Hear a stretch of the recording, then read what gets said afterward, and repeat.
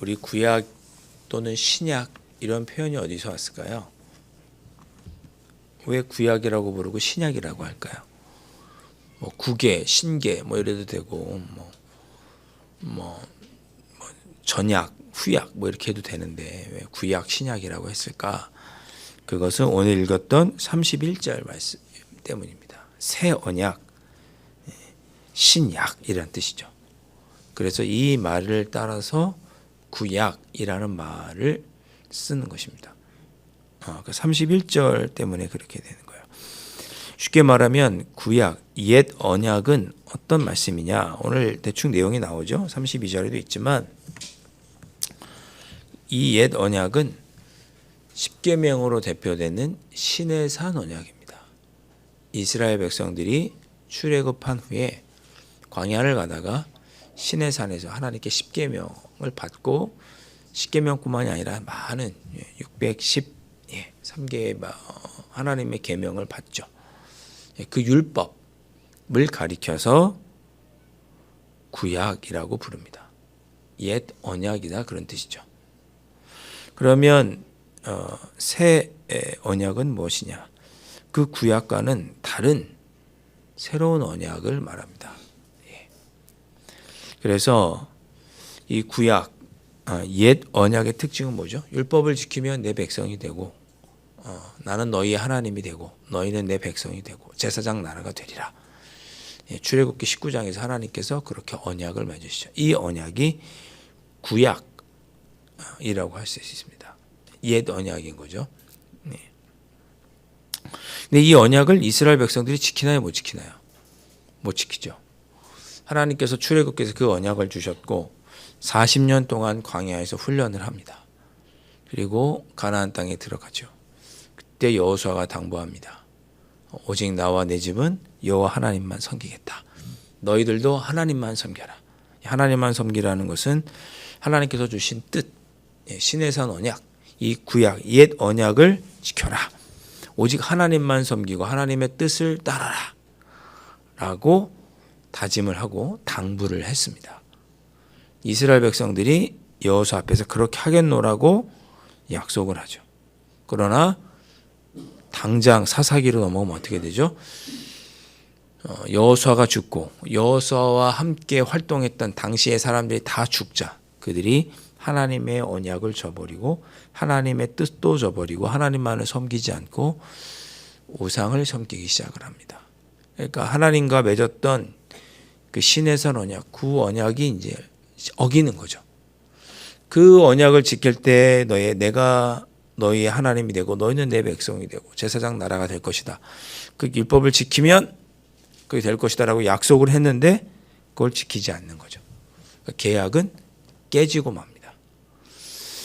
그것이 이제 나중에 이스라엘의 역사로 넘어와서도 계속 반복이 되죠. 그때마다 하나님은 어떻게 하세요? 다시 돌아가야 된다. 너희들이 다시 그 시내산 언약을 다시 잘 지켜야 된다라고 끊임없이 하나님께서는 경고하고 가르쳐 주십니다. 그래서 보내주시는 사람이 선지자죠. 때로는 이사야도 보내고 예레미야도 보내고 특별히 또 왕들에게도 그렇게 이야기를 하고 왕의 책임은 뭐였습니까? 이스라엘 백성들이 하나님의 뜻을 벗어나지 않도록 해야 할 책임이 왕들에게 있었죠. 그런 책임을 다하지 못하는 상황이 되자 결국 어떻게 돼요? 북쪽 이스라엘은 아수르에 의해서 멸망당하고 남쪽 이스라엘은 바벨론에 의해서 멸망당하고 포로로 끌려가게 됩니다. 쉽게 말하면 하나님께서 너희 하나님이 되고 내가 너희들을 지켜주겠다고 하셨던 약속이 이제 완전히 파괴가 이제 그 언약이 깨져서 하나님께 심판받는 내용이 그렇게 되는 거죠. 시내산 언약을 지키지 못해서 결국 북이스라엘과 남유다 모두 심판받아 멸망하게 됩니다. 자, 그렇게 해서 여기까지 제가 드리는 말씀은 옛 언약은 결국 실패했구나. 지키지 못하는구나. 이 결론이에요. 네. 자, 그러면 예레미야 31장 우리가 성경을 펴셨는 김에 1절로 한번 보겠습니다. 31장 1절. 자, 그렇게 이스라엘 백성들이 옛 언약을 지키지 못함으로 심판받아 멸망했는데 하나님께서 그냥 그대로 두지 않으셨다. 다시 회복시켜 주신다라는 내용이 31장 전체에 나오는데, 자, 1절 말씀 보시면 여호와의 말씀이니라 그때에 내가 이스라엘 모든 족속의 하나님이 되고 그들은 내 백성이 되리라. 마치 시내산 언약 맺을 때처럼 내가 이스라엘 모든 족속이 하나님이 되고 너희들은 내 백성이 될 것이다 라고 하나님께서 다시 약속을 해주십니다. 너희들은 내 백성이 될 거야 라고 31장 1절에 그렇게 얘기를 해주시죠. 그리고 2절 말씀 보시면 회복의 모습이 쭉 나오는 거예요. 31장 전체에 2절에 보시면 여호와께서 이같이 말씀하시니라 칼에서 벗어난 백성이 광야에서 은혜를 입었나니 곧 내가 이스라엘로 안식을 얻게 하러 갈 때라. 그래서 하나님께서 이스라엘 백성들에게 안식을 주시겠다라고 약속해 주십니다. 지금 너희들이 심판받아 바벨론의 포로로 끌려가겠지만 칼에 의해서 멸망당하지만 너희들에게 내가 안식을 주겠다. 회복시켜 주겠다라고 약속하시고 3절에도 그렇습니다. 하나님은 여전히 너희들을 사랑하신다. 그런 내용이 3절에 나오고 있어요. 4절 말씀 보시면 내가 너희를 다시 세울 것이다. 예. 그 너희들이 즐겁게 소고를 치고 즐겁게 찬양할 것이다. 예. 그렇게 약속해 주시고 5절 말씀에도 말씀하시죠. 내가 다시 회복시켜서 너희들이 곡식과 열매를 추수하게 될 것이다. 6절에 보시면 에브라임 산 위에서 파수꾼이 외치는 날이 있을 것인데 이르기를 너희는 일어나라 우리가 시온에 올라가서 우리 하나님 여호와께로 나아가자 하리라. 하나님 여호와께 나아가자 이게 무슨 말입니까? 하나님께 예배하게 될 것이다. 그런 뜻입니다. 지금 너희들이 신의 산 언약을 지키지 못해서 옛 언약을 지키지 못해서 멸망할 것인데 그러나 하나님은 멸망한 채로 두지 않으시고 다시 회복시키실 것이다. 7절과 9절에서는 너희들이 다시 포로에서 돌아올 것이고 10절과 14절에서는 너희들이 다시 풍요를 누리게 될 것이고 하나님께서 구원하기를 결정하셨다. 그렇게 말씀하고 이어서 16절 17절에서는 너희들이 눈물과 슬픔으로부터 회복될 것이다. 라고 회복을 약속하십니다.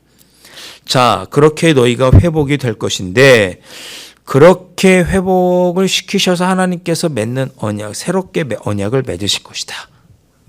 그 언약이 뭐냐? 바로 새 언약이다.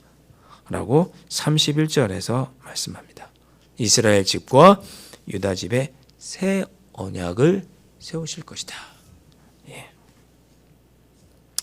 32절 이 언약은 과거의 시내산 언약과 같은 점도 있고 차이점도 있습니다. 차이점은 뭐냐? 예전에 그 언약은 돌판에 새겼죠.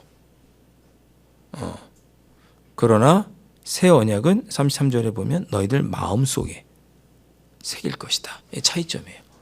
같은 언약의 말씀인데 하나님을 섬기고 하나님의 뜻대로 살아야 되는데 차이점이 뭐냐? 예전에는 돌판에 새겼다면 이제는 너희들 마음속에 새기겠다. 그런 뜻입니다. 십계명처럼 돌에 새기는 언약이 아니라 너희들의 마음에 새기게 될 것이다. 이것이 공통점이면서도 차이점입니다. 눈으로 보이는 율법이 아닌 모든 이들이 마음에 믿고 받아들이는 하나님의 언약. 그것이 새로운 언약입니다.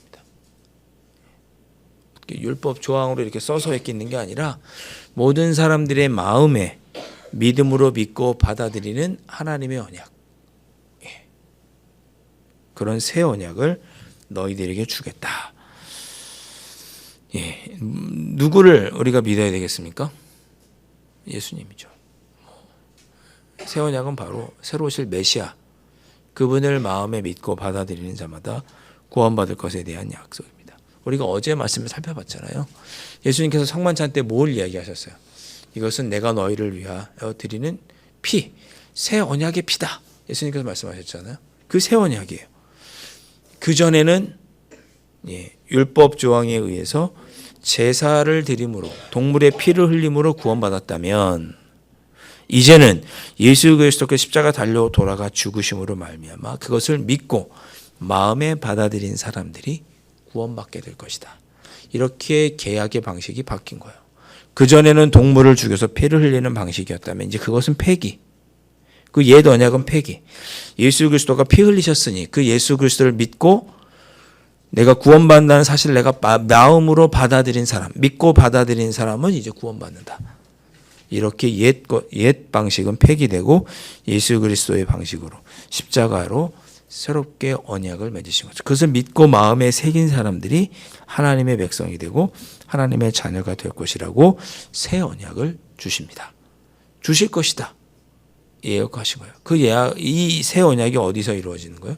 신약에 오면서 예수님을 통해서 이루어지게 되는 거죠.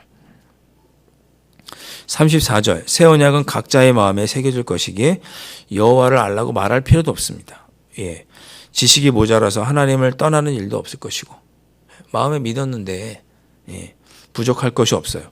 결국 새 언약을 통해 하나님을 아는 자들은 하나님께서 죄 용서함을 허락하실 것이다. 사함 받을 것이다. 라고 말씀합니다. 자, 여러분 사순절 오늘 저희가 시작을 합니다. 제가 어제 말씀을 준비하면서 그런 생각이 들었습니다. 사순절이 왜 우리에게 특별한가? 여러분들에게 특별하실 수도 있고 특별하지 않으실 수 있습니다. 그거는 우리가 하기 나름이에요. 사순절이라고 하는 시간을 보내면서 우리가 하고자 하는 사순절을 지키고자 하는 의도는 뭐냐면 우리의 신앙이 더 하나님 보시기에 똑바로 서기 위함이죠. 그런 마음에 욕심이 있는 거죠.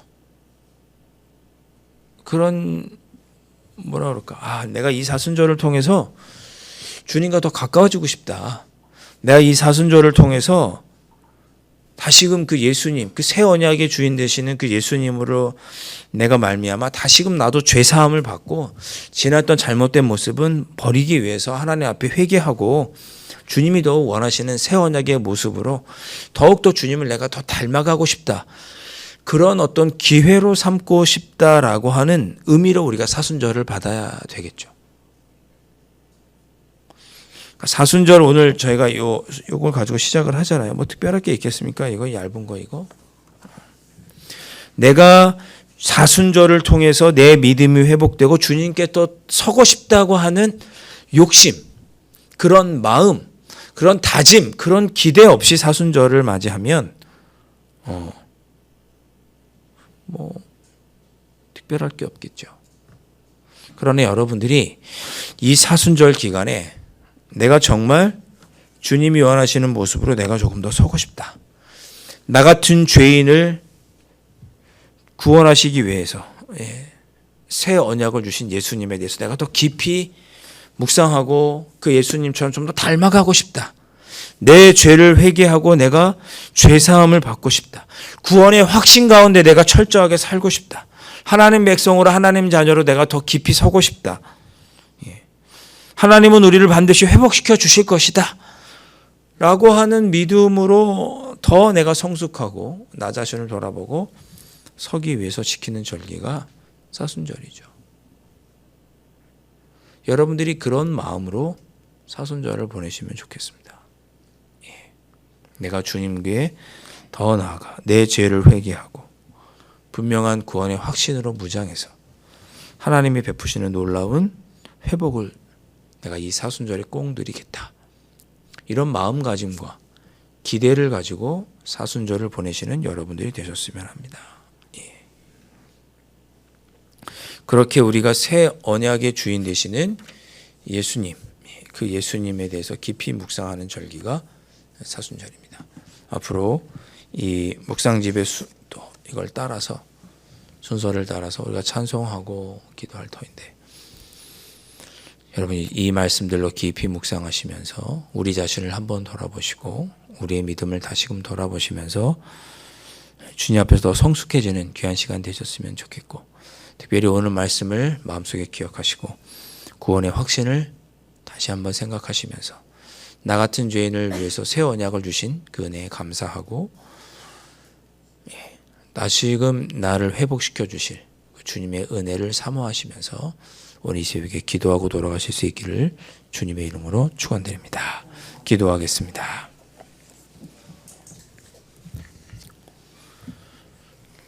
주님, 오늘부터 사순절이 시작이 됩니다. 저희가 이 사순절을 의미 없이 보내지 않도록 성령 하나님께서 도와주시옵소서. 이 사순절에 저희들의 믿음이 또 성장하기를 원하고, 이 사순절에 저희들이 조금 더 죄로부터 떠나고, 이 사순절에 하나님께서 허락하시는 놀라운 회복을 경험할 수 있기를 소망합니다. 새 언약의 주인 되시는 예수 그리스도를 깊이 묵상하며 우리의 죄를 회개하고 구원의 확신 위에 든든히 서며 삶의 놀라운 회복을 경험하는 은혜의 사순절을 보낼 수 있도록 성령 하나님 인도하여 주시옵소서. 귀하신 예수 그리스도 이름으로 간절히 기도하옵나이다. 아멘. 하늘에 계신 우리 아버지, 아버지의 이름을 거룩하게 하시며 아버지의 나라가 오게 하시며 아버지의 뜻이 하늘에서와 같이 땅에서도 이루어지게 하소서. 오늘 우리에게 일용할 양식을 주시고 우리가 우리에게 잘못한 사람을 용서하여 준 것 같이 우리 죄를 용서하여 주시고 우리를 시험에 빠지지 않게 하시고 악에서 구하소서. 나라와 권능과 영광이 영원히 아버지의 것입니다. 아멘.